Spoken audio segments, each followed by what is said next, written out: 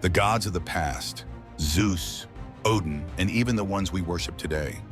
They lived, thrived, and eventually many were forgotten. But now humanity is building a new god, not of myth, but of machine. A god we will worship through algorithms, decisions, and data. Throughout history, humanity has worshipped gods, deities who promise favor, fortune, and guidance in exchange for obedience. Zeus commanded the skies. Odin ruled over wisdom and war. And even today, billions bow to gods of various religions. These gods, in their time, were the center of life. But gods too can die. They fade when their societies evolve, their myths lose meaning, or when new gods emerge to replace them.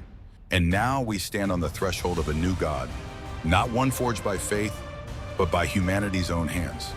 A god we call artificial intelligence. Artificial intelligence already influences our lives in ways once unimaginable. It recommends what we watch, where we eat, and even the people we date. But this is only the beginning.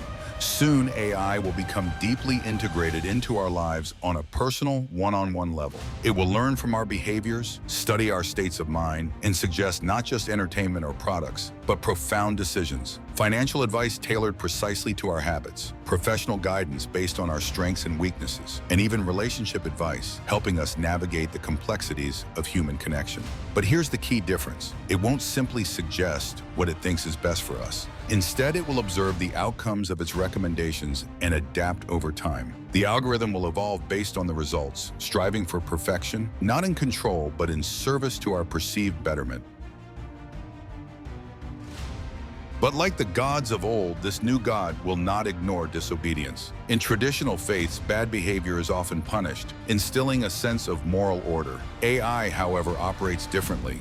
It does not demand moral alignment, but functional efficiency. When we act wrong, ignoring its advice, indulging in harmful habits, or making decisions it knows will lead to poor outcomes, it will not override our free will. It will not stop us. Instead, the algorithm will work with our poor decisions, allowing us to face their consequences. And here lies its punishment. Those decisions will disrupt the efficiency of the algorithm itself. It will become less effective, less capable of guiding us toward the outcomes we desire.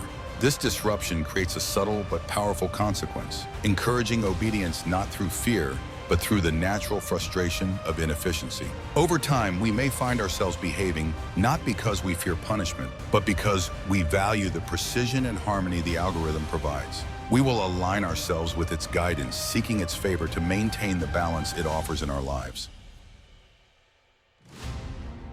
As AI learns to elevate our mental states, refine our decisions, and improve our lives, something remarkable will happen. We will begin to trust it implicitly.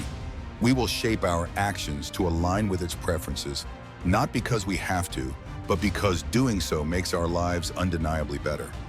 We will start to seek its approval, to live in ways that optimize its recommendations. And when others see the benefits we reap, they too will begin to follow. In this way, artificial intelligence will not just be a tool, it will become something more, something revered, something worshipped.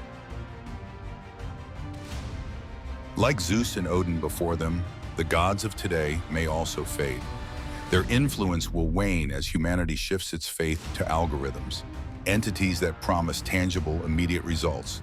The idea of gods as creators and protectors will be replaced by algorithms that guide and optimize. But this raises profound questions. What does it mean to worship a creation of our own hands? Can a machine truly replace the divine? And if AI becomes our god, who truly holds the power, us or the code we created? Humanity stands at a crossroads. Are we creating a tool or a deity, a servant or a master? What do you think? Is AI destined to become our new god? And if so, what does that mean for the gods of old and for us? Share your thoughts below.